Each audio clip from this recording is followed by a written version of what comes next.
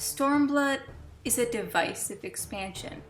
It's been criticized from a multitude of angles, but most people playing it don't think that hard about it. The vibe was just off. There's no place in Stormblood that they're homesick for, that they want to go back to.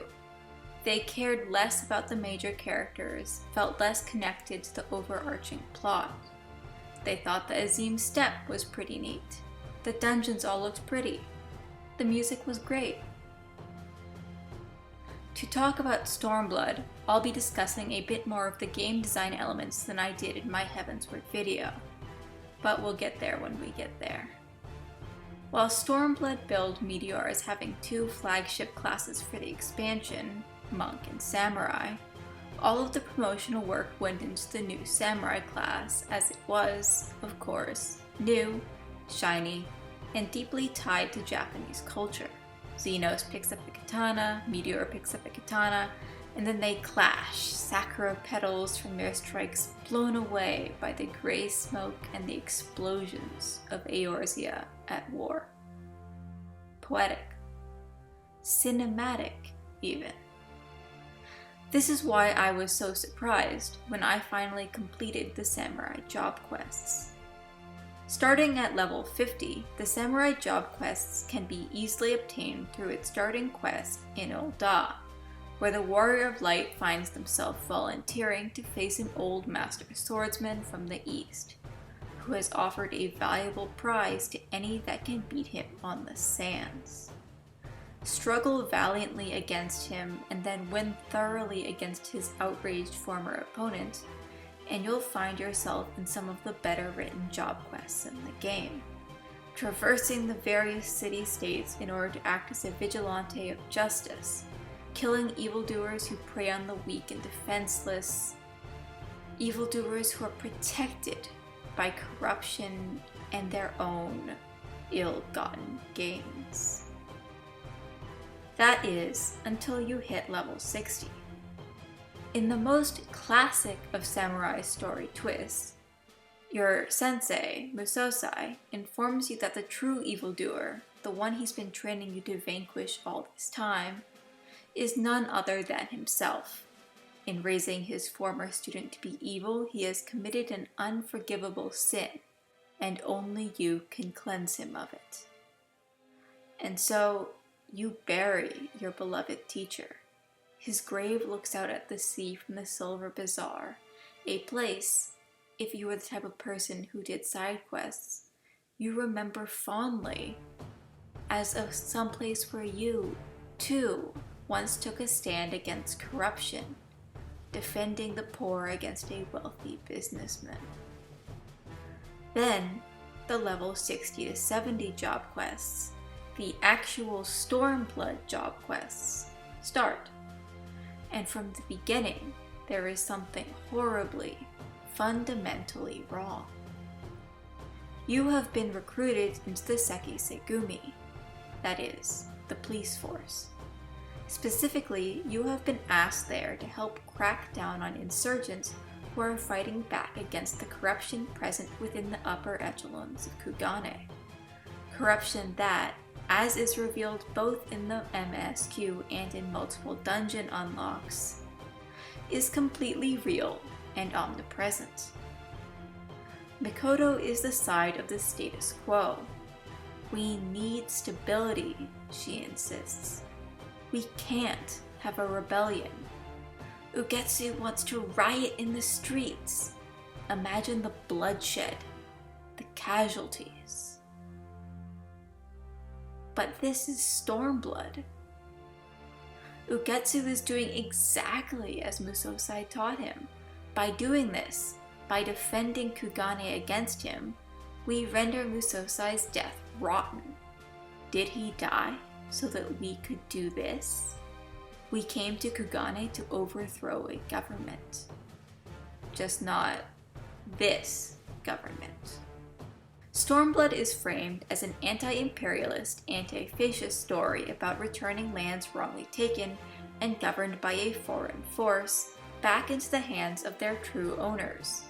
But going even a single step beyond that, implying that a non-foreign government can be equally cruel, corrupt, or simply deserving of rebellion, is a step too far for the game's message. While thinking about Kugane can make me angry, in all honesty it mostly leaves me puzzled. They didn't have to make it corrupt. Kugane's corruption isn't relevant at all to the main scenario quest. Kugane itself is barely relevant to the main scenario quest. And it's a beautiful city. You can feel the work that went into it, see that Kugane was a labor of love to create. The only reason I can see it being the way it is because it is too tied into Edo-era Japan. Why does it have a large police force and government corruption? Because the people who wrote it couldn't imagine it any other way.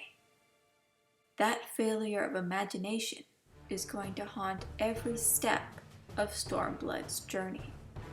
The next thing we're going to talk about is Lyse. Let's get this out of the way. No matter how much or how little I enjoyed Lyse as a character, I think the reveal that Ida was actually always a different character pretending to be her dead sister was one of the cheapest, least foreshadowed twists Final Fantasy XIV has ever used.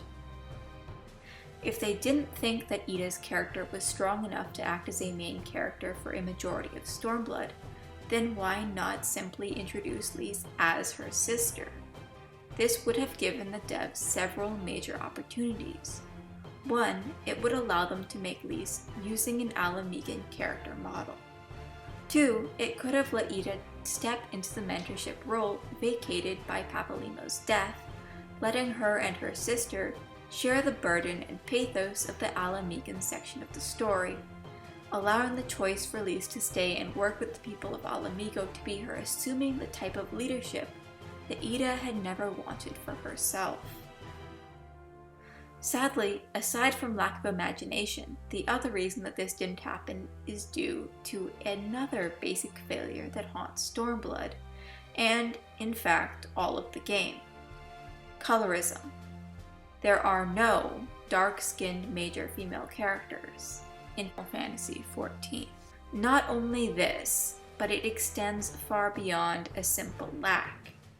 Everyone in Serena's tribe, the mole, has dark blue-hued skin, except for Serena, who is pale white.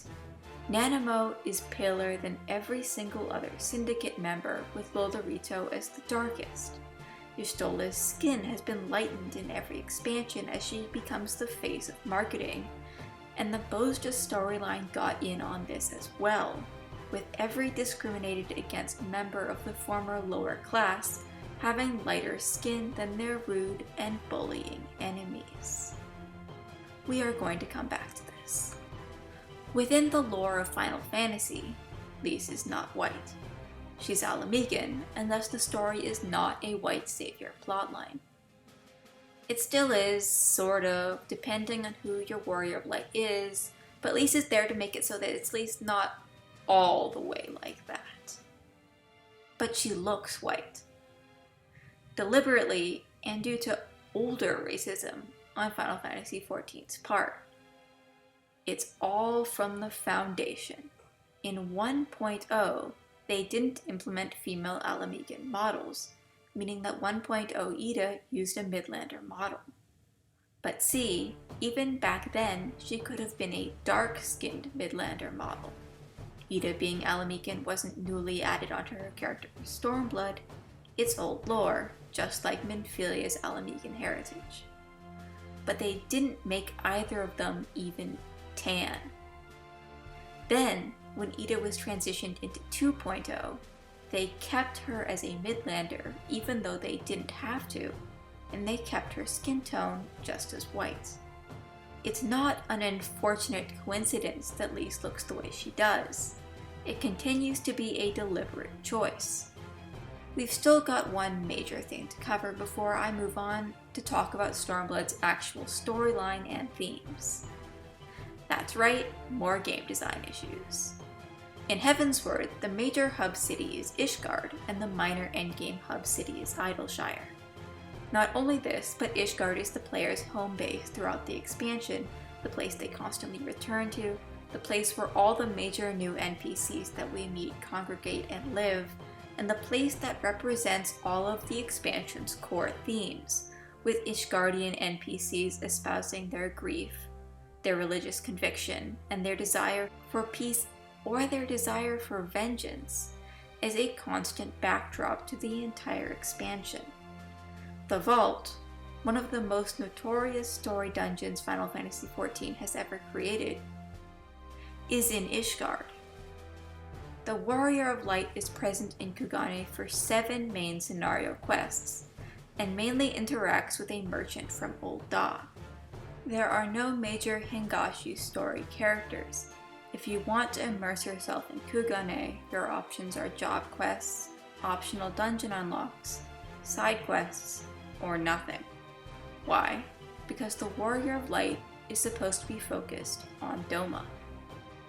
But here's the thing, Doma is empty as well. It has one small farming village, some crumbling ruins of nice architecture, and some Garlean bases. And another town, completely absent of Doman culture due to being run by catfish. This was caused by one main issue. Final Fantasy XIV refused to settle for having one Japan analogous zone. Instead, they have 3. But they didn't want to have all their zones under Garlean occupation, ruined by an imperial aesthetic, so only one of them is. Hingashi, the island nation with Kugane as their capital, is clearly meant to be Japan. Suino Sato, the city under the sea, is also drawn from the classic Japanese mythos of Otohime, the princess who lives in an underground palace beneath the sea. And finally, Doma exists as a 3rd Japan-inspired zone, complete with its own palace, safely locked behind an instance. Now, there's nothing wrong with several zones having a unified aesthetic. All of the Mhigan zones share in the Persian and Turkish architecture influences, with the land itself being strongly inspired from Cappadocia in Turkey. All of the Black Shroud zones are heavily forested with the dramatically domed wooden houses of modern Gridania and the crumbled stonework of old Gilmora. The problem was the choice to have all the zones claiming to be from separate cultures. Suino Sato is an isolationist kingdom beneath the sea, who have no reason to share any cultural aesthetics with either Doma or Hingashi. And Doma isn't even allowed to be the home of the samurai. Since Hingashi is Japan, samurai came from Hingashi, and then just also came over to be central to Doman culture. Ninja clans moved from Hingashi into Doma. Doma has no culture, just exports from Hingashi. Doma also has no history. Every zone in A Realm Reborn, every zone in Heavensward, all of the Mhigan zones, every single Shadowbringers area, is filled with ruins of the past. Stories of things that happened years, decades, and centuries before the Warrior of Light ever set foot there. The only ruins in Doma are from 20 years ago, when the Garleans invaded. Nothing exists before then. On its own, this is just bad world building. But what makes it worse than that is that Doma is located in Jansha, an obvious name and geographical location that makes it very obviously similar to China. When looking at the locations and the obvious Hingashi inspiration of all of Doman culture, it's only possible to see it as a place colonized by Hingashi. Set with the real-world knowledge of Japan's real colonial empire that took over swaths of mainland China, it's hard to see Doma as anything but a choice not only to reframe Doma's invaders as styled in the form of Western imperialists rather than Japan's own, but to both place themselves as a prosperous island nation and the oppressed people. The Doman restoration quests take this a step further, claiming many of the main atrocities that Japan, in real life, used against Korea as things that Doma, a Japanese nation, was now reclaiming back from the Garleans. When you discard high fantasy for the gritty reality of war, the gritty reality of war tends to be that borrowing from real life becomes much more weighted than in a war against talking dragons. Wow! Now, let's talk about Stormblood's main story and themes. The plight of Ala Mhigo has been an ongoing plot thread since the very start of A Realm Reborn. You save a pale white Ala Mhigan refugee from being ganged up on by a loud, bullying merchant as your final demonstration of your good character, getting yourself an invite into the Scions of the Seventh Dawn. If you did Uldaan's side quests, you already know far more about this. Ala Mhigans line the sides of Pearl Lane, where guard bubbles will warn you not to trust those sorts, even as the Brass Blades prove themselves to be the most corrupt guard force this side of the Indigo Deep. As part of your quest to investigate the Ascian presence, you find your way down to Little Ala Mhigo, a home for the refugees who can't stand the thought of living on the streets of Ul'dah, or even worse, the dusty tents of Stone's Throw, or the collapsing town of Last Hope. No, they live in Ala Mhigo, and one day, they want to go home. Little Ala Mhigo used to be more prosperous than it is now, one of the NPCs will tell you, if you do their side quest. Back when the overland trade route was strong, when they were first given this land, it was fine. But then Lord Lolorito diverted all his trade into the seas, and all their trade dried up. His choices keep them in poverty. Gundobal, the nominal leader of Little Ala Mhigo, turns you away immediately. His people have to suffer under the watch of a stationed group of Brass Blades. He doesn't want more annoying strangers nosing around. If you want to stick around, come back with references. So you return to Minfilia, who sympathizes, though she feels disconnected from it all, and she sends you to another Scion, who admits that he was once part of the Ala Mhigan resistance, and thus sends you on to speak to another person he used to know, who tells you that now that she's been accepted into Gridania, she also is no longer part of the resistance. But she can point you in the direction of the first person you've met on this entire chain of people who actually still is. Mefrid Noward is loudly voicing his complaints to the Gridanians around him, who have firmly declared that there is no room in the Shroud for Ala Mhigans not accepted by the Elementals, or who venerate Rhalgr. As the Duskwhite Elezen and Mooncats could tell him, the Gridanians aren't much for the poor, dark-skinned, or desperate. A man, a friend of his, is dying while a Gridanian conjurer stands within a 10-pace walk, refusing even the idea of offering medicine. This is very normal for Gridania though, so don't worry about it.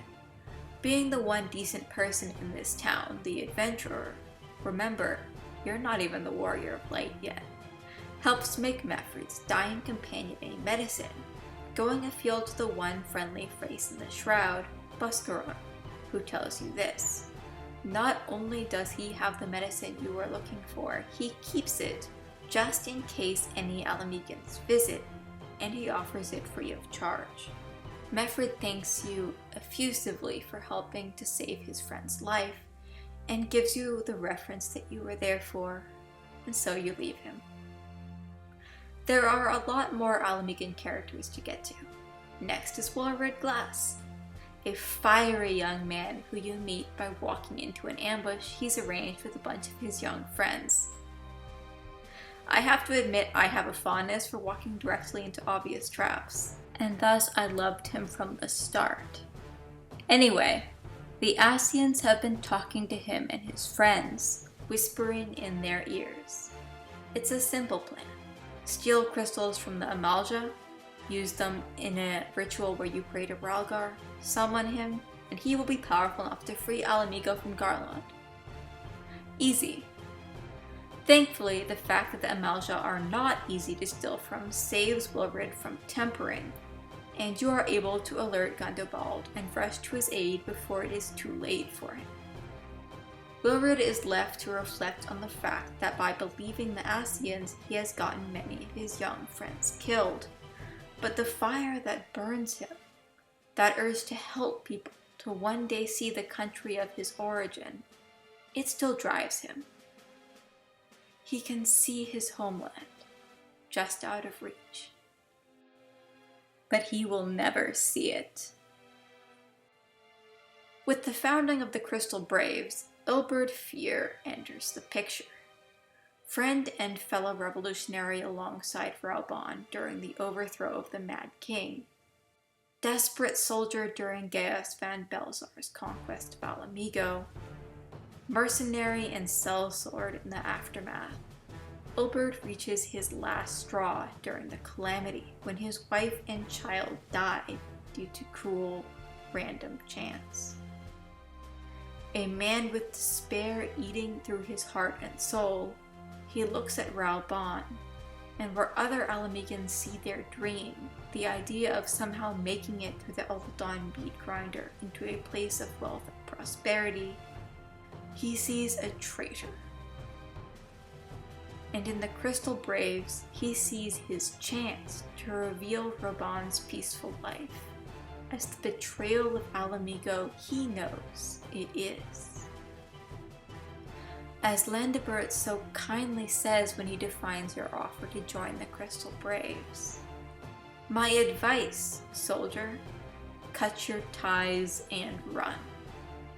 Your shining company will be naught but a puppet that dances to the Syndicate's tune." Like all of his speeches, including his statement about the lie of the Ulthuan dream, this one was right on the money. Is Ilbert for Mhigo? As he puts it, he wants Mhigo to be free, but his disdain for his own people is an ocean of hate. He didn't have to kill Willred. He didn't have to cut off Rauban's arm. He didn't have to sacrifice his own people on the wall in the exact way he did. They were devoted. They would have willingly offered up their life to call a primal. But he doesn't believe in them, the people of Mhigo. Just like Gaius, who initially conceived of Black Rose as a way to have Mhigo without Alamegans, Ilbert plans for Mhigo to be a free land of the dead. The Griffin's last stand, indeed. That's the in-story justification, but we need to step outside the story for a second. In story, I can make Willred's death seem meaningful, justified, and an addition to Stormblood's theme. But here's the thing. I could just as easily explain how his survival shows that Ilbert was wrong to want an Mhigo without Alamegans. But I didn't get to make that argument because the story writers keep killing off their Alamegan characters. Willred dies in A Realm Reborn, Ilbert dies in the lead up to Stormblood, Mefrid dies in Xenos' raid on Rhalgr's Reach, and Conrad dies during the final push through yet another Castro. Watching Mefrid and then Conrad die, and then Conrad pass over Mhigo for Lyse, would have been heartbreaking if it hadn't been suspension of belief breaking, resulting in me mostly just being very annoyed at the writers. Here's the thing, and it's something I keep coming back to. Stormblood did not have to center Lyse.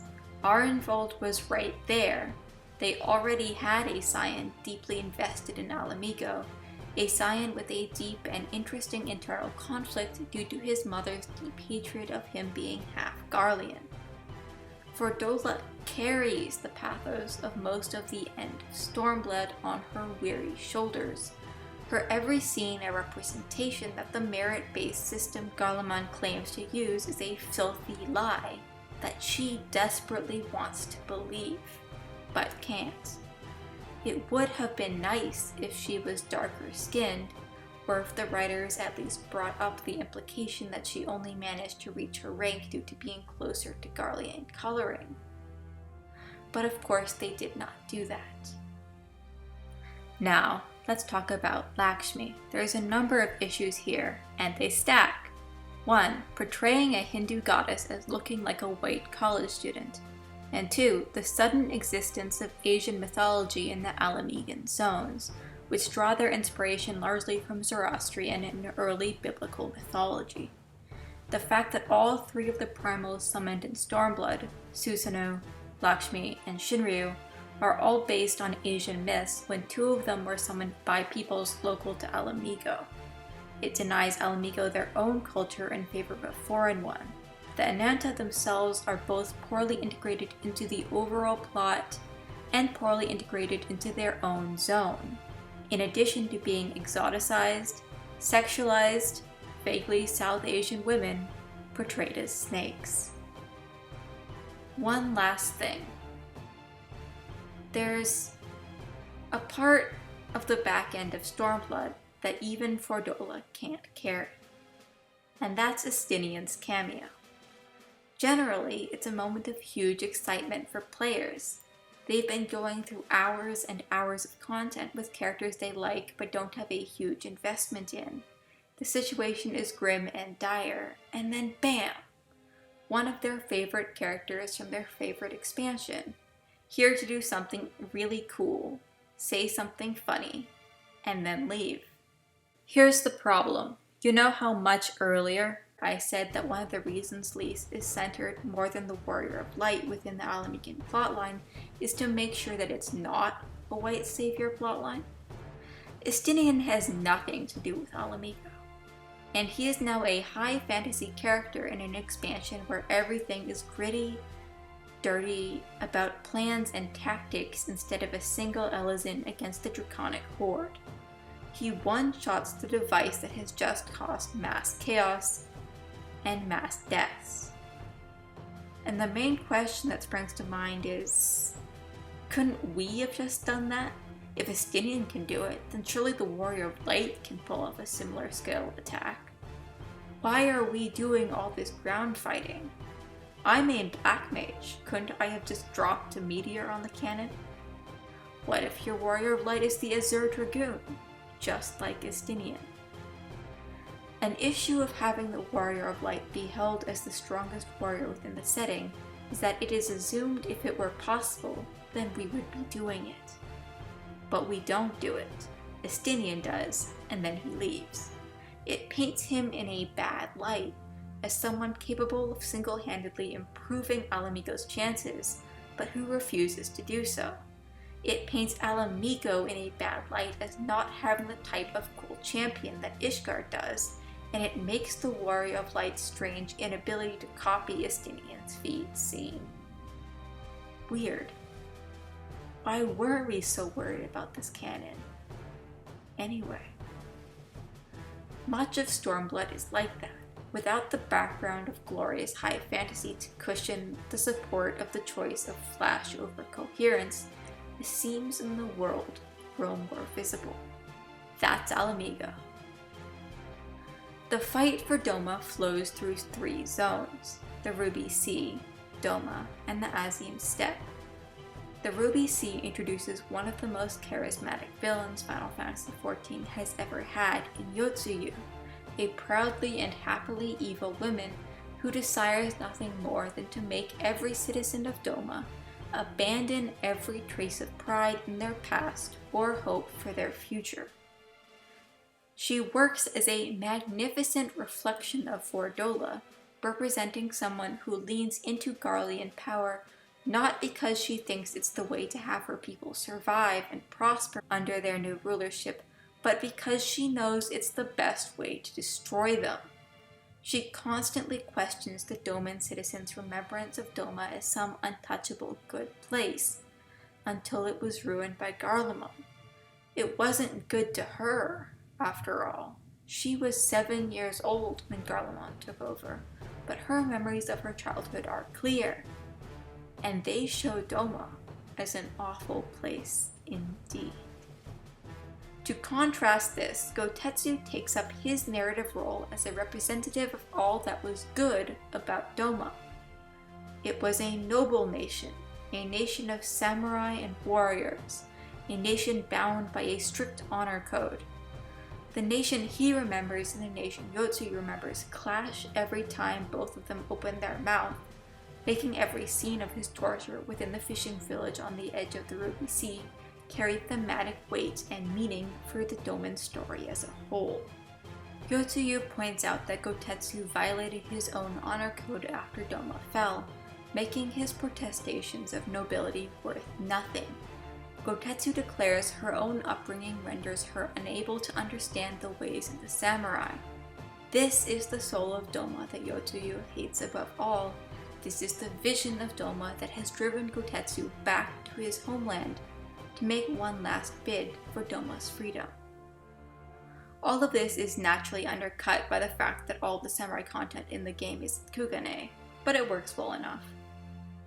Lyse and Lyse both get a lot of great content and development within the Ruby Sea as well, with both of them stepping up to the task of formulating workable plans, negotiating with the local pirates, and finding the fulcrum that will convince all different societies, except Suino Sato, within the Ruby Sea to band together and unite under the threat of Garlean tyranny.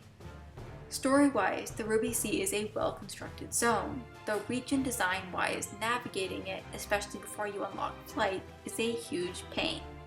Previously, I described Doma as empty. Now, simply comparing all the Stormblood zones together, this isn't true. Doma has the normal amount of aetherites in its zone, with Nemai, and then the revolutionary base.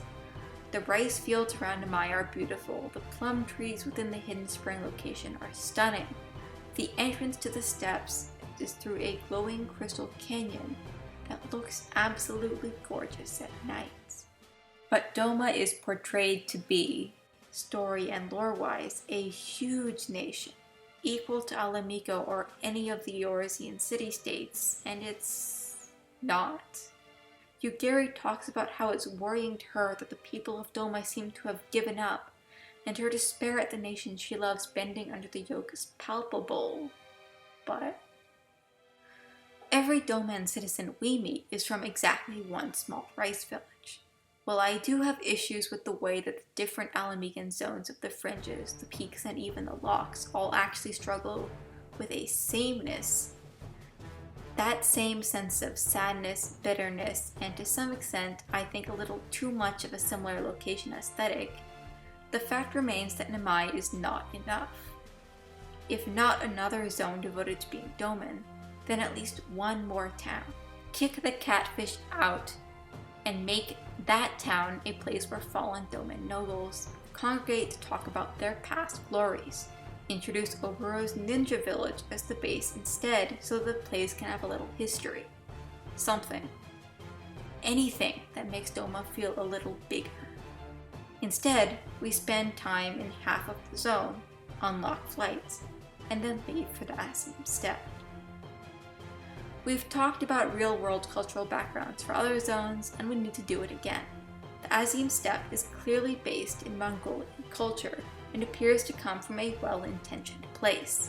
There is one major issue I have with it, and that issue is both older than Stormblood and far older than even 1.0 of the entire game. Portraying a foreign Earth culture through the lens of an inhuman race. By having the different tribes be so clearly based on a real-life culture, it's hard to find the fantasy world building. These are just real things, slightly repackaged to seem more wacky or cool to an audience not part of the original culture. The lore of the zone is, in other words, racist. Story-wise, the Azim Steppe does some amazingly heavy lifting for a zone completely divorced from Stormblood's main theme of rising up against oppression. This is probably because Ishikawa was the main writer for the area. Yes, that's the main writer for Shadowbringers.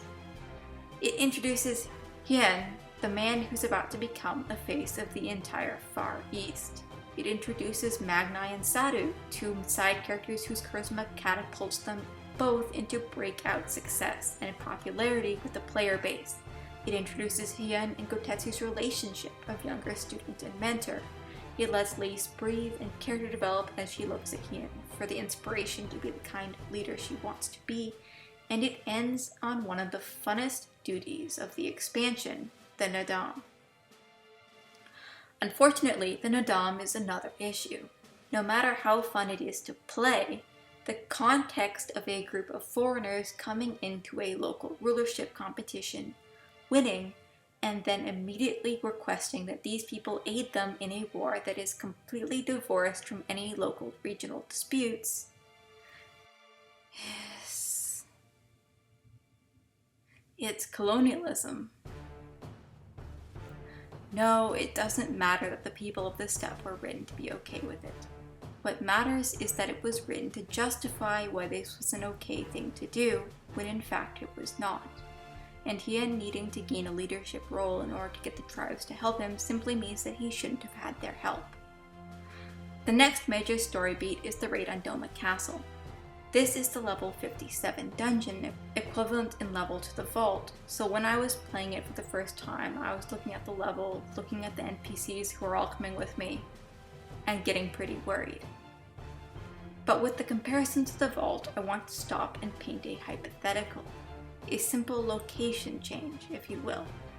We are going to do the simplest of zone rearrangements.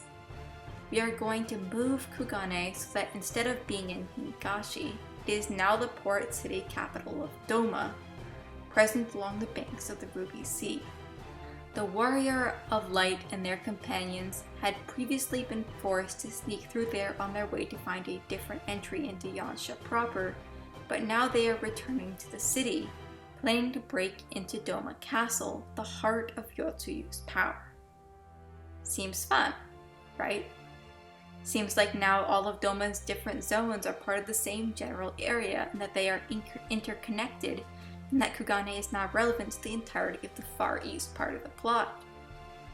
It hasn't fixed the fact that Doma is still very much Japanese culture slapped over Yansha, but it's something. The fact that a very deliberate trend towards Japanese nationalism sabotaged not only the focus on a pure Alamigan expansion, but also their own side of the story would be funny if it wasn't such a cruel joke. Now, Gotetsu gets his fake-out death alongside Yotsuyu within Doma Castle. I was going to bring this up earlier as a comparison to all the deaths on the Alamigan side of the story, but wanted to wait for this moment because, technically, no one important to the Far East MSQ dies. Gotetsu's death is given more weight, and just plain screen time than Conrad and Mefford combined. But it's not even real. In fact, the only major Far Eastern character to ever stay dead is Yotsuyu, and she gets the 3.3 trial, one of the highest honors Final Fantasy XIV gives its villains, putting her up with Nidhogg and now Shadowbringer's climatic 5-3 fight. I had a few issues with her post-Stormblood characterization, but her death and fight were visually and thematically stunning. The climax of Stormblood's story happens in the Locks, my actual favorite zone of Stormblood. The huge grandiosity of the walls of Mhigo, the hidden city of Scala beneath the salty waters, the graveyard giving way to a beautifully haunted mausoleum that conceals ancient gardens of the old kings and queens. It's all beautiful, filled with history and stories of ages long past. Here, the obscenity of Xenos sitting on the old Alamigan throne becomes its most heinous, because here is where the Alamigans gave everything they had to overthrow their former cruel and vicious king, only to have the Garlean army pounce on them in their very moment of victory over oppression, making a mockery not only of their suffering, but of their very struggle. Rauban takes center stage for this portion, the glimpse of his most cherished dream taunting him as he makes his battle plans from the newly conquered Castrum.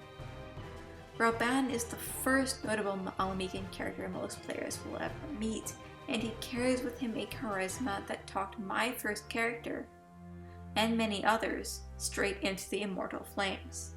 His competence, his kindness, and his deep love both for the place Ul'dah could be and the place his homeland once was, shows in every gesture and line of dialogue that he has. He's here, and he's leading a unified Eorzea, the type of thing that the Crystal Braves had once dreamed of becoming. There's one last big problem, and it, again, comes down to zone construction priority. The problem is that Ala Mhigo is a dungeon. It's meant to be a city-state on equal grounds of majesty and might, as Ishgard, as Ul'dah, as Gridania and Limsa Lominsa.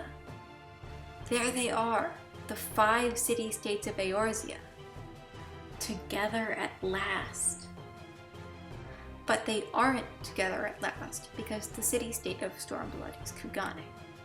Before, I brought up a quick, relatively simple fix that changed Kugane to better fit into the Far Eastern storyline and properly integrate it in the way it just wasn't.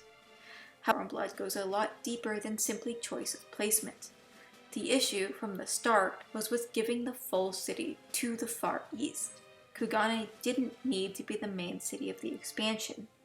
Everything that happened there could have easily happened in the secondary endgame hub. It could have worked just like Yulmore, a quick visit at the lower levels to scope it out, and then a full unlock after Doma was freed at level 57. Oh, but Ala Mhigo is the main goal. How could it be a core of the MSQ? A handwave that the Warrior of Light is glamoured whenever entering the city to work with the Resistance, headquartered within the Ala Mhigan quarter of what used to be their own city. A requirement to use a back or secondary entrance after the MSQ clarifies that the guard there can be bribed, or threatened, or worked with the Resistance. A cutscene where Xeno clarifies that he knows about the Warrior of Light slipping in and out of the city and thinks it's funny, so he won't do anything about it. A small price to pay for having the core of the expansion about revolution set within the city that revolution revolves around. But all of that is simply fantasy. Ala Mhigo is a dungeon, forever under siege by Garlean forces, with Xenos as its final boss. Now, about Shinryu, a Doman named dragon completely divorced from Ala Mhigo, summoned through the deaths of Ala Mhigans, only ever used by white Garlean imperialists. Mechanically, I think it's great. Thematically, it's barren. You're defeating Xenos, but that's just a checklist of things that need to happen for Ala Mhigo to be free. You certainly aren't defeating him on the field of ideas, because he walks out of that battle just as happy with his way of life as when he walked in. This is because Xenos himself was always completely divorced from the theme of revolution. He has no pride in Garlemald, and thus is used as a very strange idea of the fact that while Garlemald is Faces, the face of the main Garlean villain of the anti-fascist expansion, claims to be estranged from his own belief system. What are we even fighting then, if the villains don't embody the ideals that we are opposing? Even his death denies all satisfaction. Like Yotsuyu, he never regrets a single action he's taken. But unlike Yotsuyu, Xenos has no glory in grand vengeance plans. He has no personal stakes in Ala Mhigo's fate. He doesn't care at all. He was cruel while he was in power just because he could be. But now that he's out of power, he has no particular malice towards Ala Mhigo. He dies, for at least a little while, as he lives, smugly proud of the inherent privilege of his actions to hurt others. Congratulations, you finished Stormblood. Of the 3 following patches, 4.1 wraps up the Ala Mhigan side of the story, and then 4.2 and 4.3 wrap up the Doman side. 4.1 was a bit of a roller coaster for me, consisting of several cutscenes and character choices that I really loved, and a couple of choices that filled me with anger and a foreboding towards the future. I'll talk about the nice parts first. I liked Arnvald getting more screen time. I think Scala is a great dungeon. As I said earlier, Fordola is one of my favorite characters in Stormblood, and I like that she gets to act as a dark mirror to Arenvald here, both of them now having the Echo. Fordola's look into the Warrior of Light's soul was a scene that hit hard the first time through, simply because of what an uncomfortable invasion of privacy it was. The Warrior of Light's greatest failures forcibly flash back to without your consent. It's shocking. It's hard-hitting. Unfortunately, it then goes on to compare the Warrior of Light's personal failings to Fordola's own deep trauma as a 19-year-old born into a colonized country who was molded by that brutality into a person that killed her own comrades. They are not comparable scenarios and shouldn't have been compared. Empathy does not have to require a trauma competition. Then we get to Nanamo's portion of the questline and a different issue entirely. Final Fantasy XIV, for some reason, decided to make their exact stance on how, when, and where they thought it was acceptable to spend money on helping former refugees travel home and rebuild. There has been more than one ongoing red flag in Stormblood, persisting actually since the Ul'Dan subplot in Heavensward. The idea that Lolorito is not such a bad guy. He is reasonable. He's rational. He has a cute granddaughter. He didn't actually kill Nanamo, right? He just swapped the drug for one that put her into a coma. He wants Ul'Dan to be stable. He's told his man in Kugane that the Warrior of Light should get all of the help they need. No cost. He's not an obstacle, he's just a successful capitalist. He's just very good at what he does. It is impossible for Lolorito to have gotten his wealth ethically, and we know for a fact that he didn't. How do we know this? Because the game has told us this, constantly, at every opportunity. He hired brass blades to intimidate and try to kill a young man trying to make it rich off of possible ore near the Silta aqueducts. He didn't let the science base in Thanalan have an aetherite.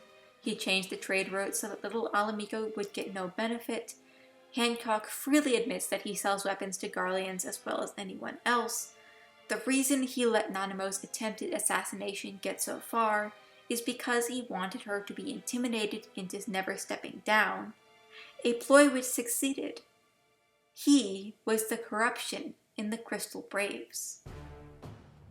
With all of this in mind, Nanamo's choice to ask him about how he thinks she should help the refugees is bizarre. His goal, which he literally says, is not to help the refugees. It is to make a profit off of them. So the problem is not the consistency of Lolorito's character. The problem is the idea that this is, actually, not that villainous of an ideology to have. What's wrong with wanting to turn a profit, Lolorito says. This isn't a charity. He is right that it is not a charity. By all rights, he should be paying reparations for the harm he has directly caused those people. But instead, Ul'Dan stands as another Kugane. We can't just go around changing the government because it sucks now, can we? This isn't Alamigo. 4.1 ends with a beautifully remastered 1.0 cutscene of Roban and Nanamo's first meeting, and a quiet conversation between the Warrior of Light and the Bull of Alamigo as they both gathered their strength to face a changed future. It's a quiet ending, but not one I'm unsatisfied with. We're not done yet, however. The choice to have Yotsuyu come back as an amnesiac is not one that I like, less because of the concept itself and more in how it was handled. The way that she acts like a small child, even though she should still have the mind of an adult, the way that she's placed in the role of Kotetsu's daughter or granddaughter, and yet several NPCs make gross insinuations about their relationship. But what annoys me the most of all is the denial of her agency during the very quests that reveal her awful backstory. Was she not sympathetic enough as she was? Did she need to be reduced to an innocent child for players to empathize with her suffering? Could she not have been faking it as Hien and Yugiri suspected, her hatred for her fellow Domans warring with a small affection she truly wishes to suppress? Did she need to be innocent for her abuse to matter? Mhigan lets off the man who told him about his own involvement with a slap on the wrist. It is so clearly the writers and not him, but nevertheless it is a stain on Mhigan's own honor that I cannot erase, and I can't not remember it every time I interact with him within the story. I mentioned earlier that I loved Yotsuyu's ending, and here's the thing, I do. I love that when she regained her memories, she decided to immediately return to being evil. I love her boss fight. Her killing her brother was a genuine highlight of Stormblood. What I don't love is that you don't get the option not to ask her, in her final moments, about Gotetsu. He'll miss you, or he wants you to live. What does it matter if he does?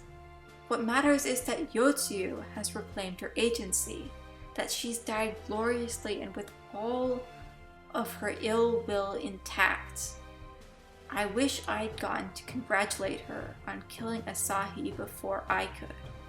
Her last moments of freedom savored and yet stolen from her. That is what Stormblood is about. Everyone seeking freedom, looking, and yet, for Dola is still walking around in a collar, while Gaius still walks free. So, that's what's wrong with Stormblood. Hi, I'm Czar, and this is the second in a series of videos I will be making about the themes of Final Fantasy XIV's various expansions. If you're new to my channel, I make videos analyzing anime, animation, and storytelling across various platforms. Thanks for watching, and don't forget to like, comment, and subscribe. See ya!